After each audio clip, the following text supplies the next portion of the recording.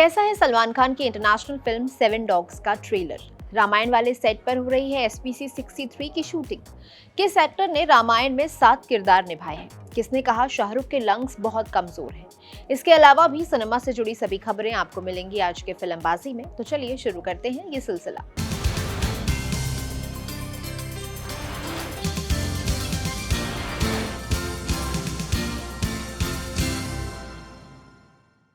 मालामाल वीकली के सीक्वल पर काम शुरू हो चुका है। बॉलीवुड हंगामा की रिपोर्ट के मुताबिक रितेश देशमुख, एल्विश यादव, परेश रावल और राजपाल यादव को फिल्म के लिए लॉक कर लिया गया है। हालांकि रिपोर्ट में बताया गया है कि रितेश अभी फिल्म की स्क्रिप्ट पढ़ रहे हैं और उन्होंने ऑफिशियली कोई पेपर साइन नहीं किए हैं। फिल्म की कोर थीम मालामाल वीकली वाली ही होगी, लेकिन कहानी एकदम नई होगी। फिल्म को अमित जोशी डायरेक्ट कर रहे हैं। मेकर्स नवंबर 2026 से फिल्म का प्रोडक्शन शुरू करने का प्लान कर रहे हैं। फिल्म में फीमेल लीड्स के लिए परिणीति चोपड़ा, रवीना टंडन और शिल्पा शिरोडकर के नामों की चर्चा है। रणवीर सिंह और कार्तिक आर्यन एक हिस्टोरिकल एपिक फिल्म में काम कर सकते हैं। फिल्म का बजट 700 करोड़ रुपए बताया जा रहा है। इंटरनेट पर कई रिपोर्ट्स ये दावा कर रही हैं कि भूषण कुमार ने एक बड़े बजट की फिल्म के लिए रणवीर सिंह को अप्रोच किया है। कहानी का बैकड्रॉप गोंडवाना या गोंड आदिवासी समुदाय पर बेस्ड होगा। ये मध्य प्रदेश, छत्तीसगढ़ और महाराष्ट्र के इलाकों में रहने वाली ट्राइब है। ये एक 2 हीरो एक्शन फिल्म बताई जा रही है। बताया जा रहा है कि ये 2 भाइयों की कहानी होगी जो बचपन में तो एक दूसरे से बहुत प्यार करते थे, लेकिन फिर उनके साथ कुछ ऐसा होता है कि दोनों एक दूसरे के दुश्मन बन जाते हैं।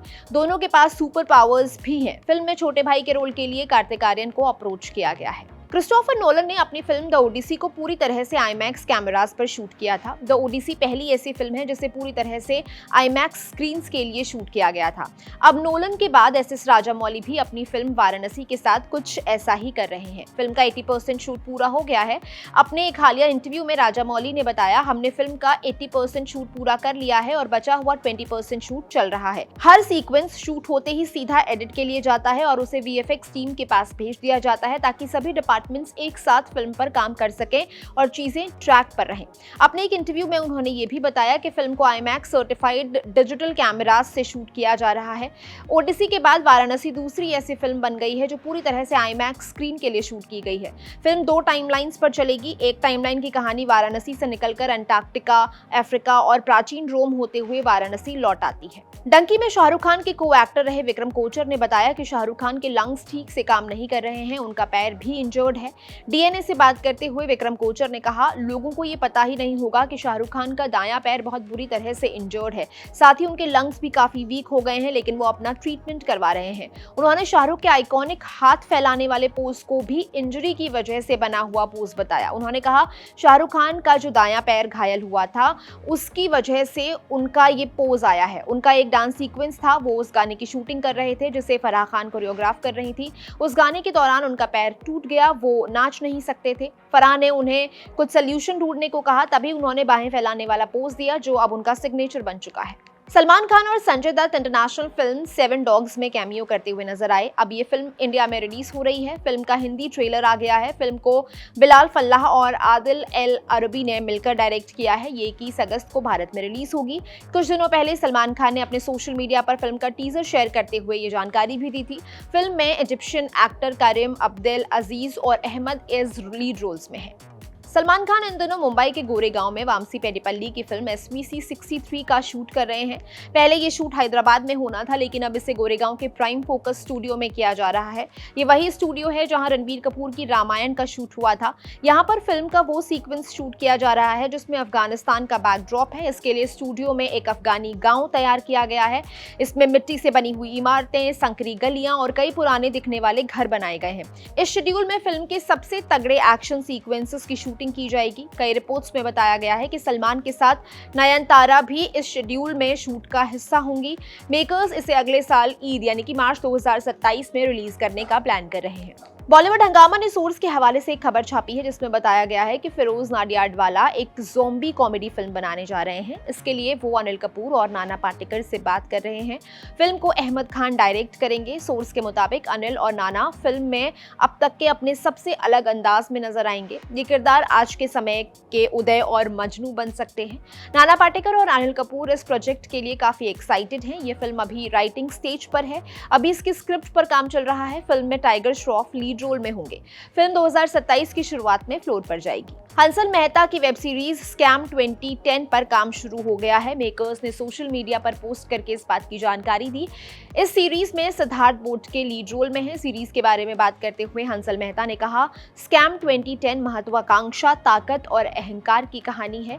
ये भारत के सबसे बड़े बिजनेस एम्पायर में से एक की कहानी होगी। कैसे लोगों ने इस पर भरोसा किया और जब ये भरोसा टूटा तो सब बदल गया। ये एक ऐसे आदमी की कहानी है जिसे लगा था कि उसके एम्पायर को कोई नहीं हिला सकता। ये सीरीज सोनी लिव पर स्ट्रीम होगी। श्रद्धा कपूर की फिल्म एठा 28 अगस्त को थिएटर्स में रिलीज होने वाली थी, लेकिन अब मेकर्स ने इसकी रिलीज डेट को पोस्टपोन कर दिया है। अब ये फिल्म 4 दिसंबर 2026 को सिनेमाघरों में आएगी।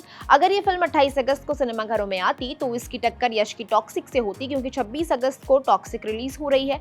लेकिन अभी भी फिल्म अकेले रिलीज नहीं हो रही है। अब इस फिल्म का क्लैश प्रभास की फौजी और अक्षय कुमार और अनीस बज्मी की फिल्म के साथ होगा। फौजी 3 दिसंबर को रिलीज के लिए शेड्यूल्ड है और अक्षय वाली फिल्म 4 दिसंबर को आ रही है। ईठा को लक्ष्मण उतेकर ने डायरेक्ट किया है। नितेश तिवारी की रामायण में रणबीर कपूर 2 किरदार निभाने वाले हैं, लेकिन एक एक्टर ऐसे भी हैं जो फिल्म में 7 किरदार निभाएंगे। वो एक्टर हैं चेतन हंसराज।